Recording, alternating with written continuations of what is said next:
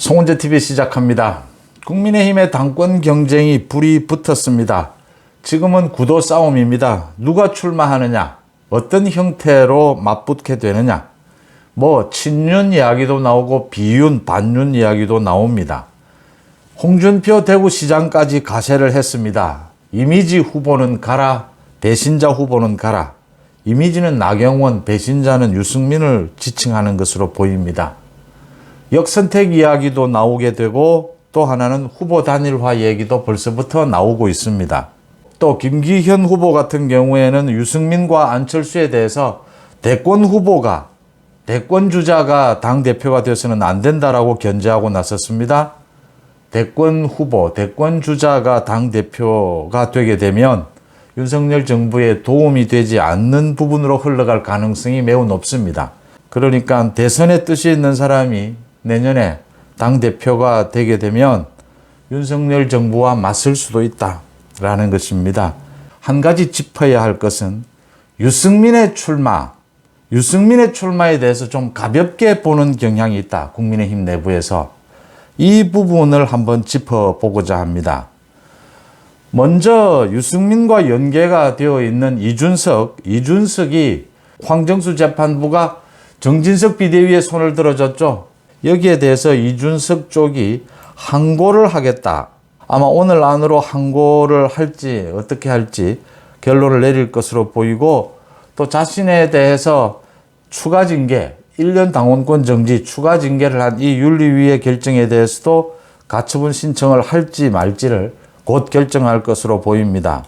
가처분 결정에 대해서 항고를 할지, 윤리위의 추가 징계에 대해서 또 가처분 신청을 할지, 이런 부분들은 가장 결정적으로 이게 이길 수 있는 가능성은 거의 없습니다. 이준석이.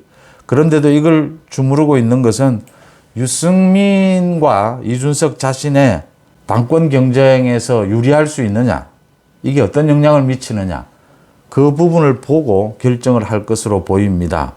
이준석에 대해서는 또 경찰 조사가 아직 남아 있습니다. 아직 유동적인 부분들이 많이 있다. 오늘 아마 항고 부분은 오늘 결정을 내릴 것으로 예측이 됩니다. 그런 부분들이 모두 유승민과 연관이 되어 있다라고 하는 점입니다.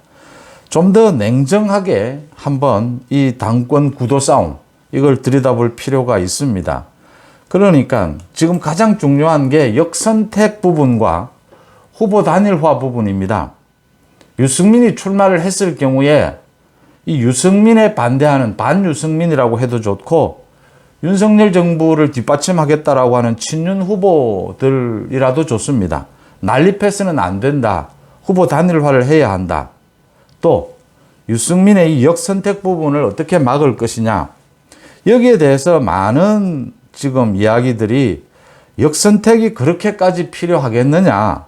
지금 7대3, 30%가 국민 여론조사인데 역선택이 그렇게까지 필요하겠느냐, 국민 여론조사가 어느 정도는 있어야 하지 않느냐라는 주장도 있고, 후보 단일화, 이게 굉장히 어렵다. 지난해의 당권 경쟁에서도 봤듯이 나경원과 주호영으로 나뉘면서 이준석 당선을 허용하는 꼴이 됐는데, 이게 후보 단일화가 쉽지 않은 것이다. 유승민의 파괴력이 별 얼마 되지 않는데 구상 단계에서부터, 지금 구도 싸움 단계에서부터 후보 단일화 얘기를 할 필요가 있느냐. 잘못하면 유승민을 키워주는 꼴이 될 수 있다. 또 이런 지적도 나오고 있습니다. 그런데 냉정하게 한번 들여다봐야 될 것이, 그러니까 지금 지지율이 자기가 높다. 유승민이 자기가 전체에서 지지율 1위다라고 하고, 나경원은 아니다. 자기가 1위다. 안철수는 자기가 가장 높다. 이렇게 주장하고 있는데, 이런 주장들의 근거로 삼고 있는 것이 넥스트 위크 리서치가 지난달 말에 26일에서 27일 전국에 1000명을 대상으로 조사한 결과였죠. 보수층에서, 자신이 보수다라고 이야기하는 보수층에서도 나경원이 24.5, 이준석이 16.8, 유승민이 16, 안철수가 13.4입니다. 나경원이 1등이긴 하지만 이준석과 유승민이 2, 3등입니다. 이준석과 유승민을 모으면, 이 표를 합하면 30%가 넘습니다. 지난해에 이준석이 당선이 되던 그 전당대회 결과입니다. 이준석은 42% 합산했습니다. 당원 지지율, 국민 투표 지지율. 나경원 31, 주호영 14, 조경태 6 이런 순서였습니다. 나경원과 주호영이 단일화를 했다면 이준석의 당선을 저지할 수 있었을 겁니다. 그런데 단일화를 하지 못했고 중요한 것은 당원들의 투표에서도 소폭이긴 하지만 3% 정도이긴 하지만 이준석이 나경원을 이겼습니다. 당원 투표에서도 그렇게 호락호락하지 않다라고 하는 점입니다. 지금 역선택이 분명히 있고 또 국민의힘 당원 가운데 유승민, 이준석을 지지하는 당원들이 분명히 있다라고 하는 부분입니다. 역선택을 막고자 하는 것은 어떤 이유로도 반대할 수가 없습니다. 역선택은 당연히 막아야 하는 것인데 국민 여론조사를 없앨 수는 없지 않느냐. 이제 이걸 가지고 유승민을 비롯한 또 몇몇은 반대를 하게 될 겁니다. 국민 여론조사 부분 그 비중을 좀 줄일 수 있느냐. 역선택을 막는 방법을 여러 가지 방안을 통해서 정밀하게 좀 짜야 될 부분이 있다라고 하는 것이고요. 후보 단일화가 좀 성급하다라고 이야기를 하는데 후보 단일화도 지금부터 생각을 해야 한다라는 겁니다. 유승민의 출마를 저지하는 방법으로 유승민의 해당 행위, 윤석열 대통령에 대해서 입에 담지도 못할 이런 비난들이 이어진다면 유승민을 윤리위를 통해서 징계할 수 있지만 유승민도 그런 부분에 대해서 아마 조율을 할 겁니다. 수위 조절을 하겠죠. 그런 부분에 대한 논란을 피해가려고 할 것입니다. 그럴 경우에 지금 소위 친윤 후보들, 윤석열 정부를 뒷받침하겠다라고 하는 후보들, 안철수, 나경원, 김기현, 윤상현, 권성동과 윤상현은 지금 출마할 수 있을지 없을지도 굉장히 지금 아직 유동적인 부분입니다. 모두가 확실하게 믿을 수 없다라고 하는 장면입니다. 이게 지금 정말 친윤 의원이 맞느냐라는 논란도 있을 수 있습니다. 그런데 확실하게 유승민을 제압하는 그렇게 믿을 수 있는 후보냐라는 겁니다. 이제 앞으로 많은 여론의 흐름이 있고 바뀌게 되고 여론조사가 계속 나오게 될 겁니다. 지금의 전체적인 판세를 보면 이 초반 구도 싸움 판세를 보면 누구도 유승민을 압도적으로 이길 수 있는 그런 후보가 나오기는 힘든 구조다라고 하는 겁니다.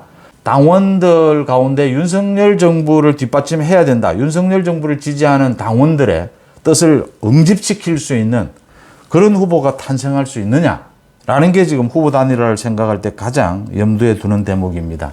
그래서 제가 거듭 말씀을 드리지만 유승민의 출마를 막을 수 없다면 안철수, 나경원, 김기현, 윤상현 모두를 놓고 기회는 주게 되겠지만 어느 쪽으로도 당원들의 지지율이 쏠리는 현상, 이걸 한쪽으로 힘을 몰아주는 것, 이게 생기지 않는다면 제3의 후보를 생각하지 않을 수가 없다.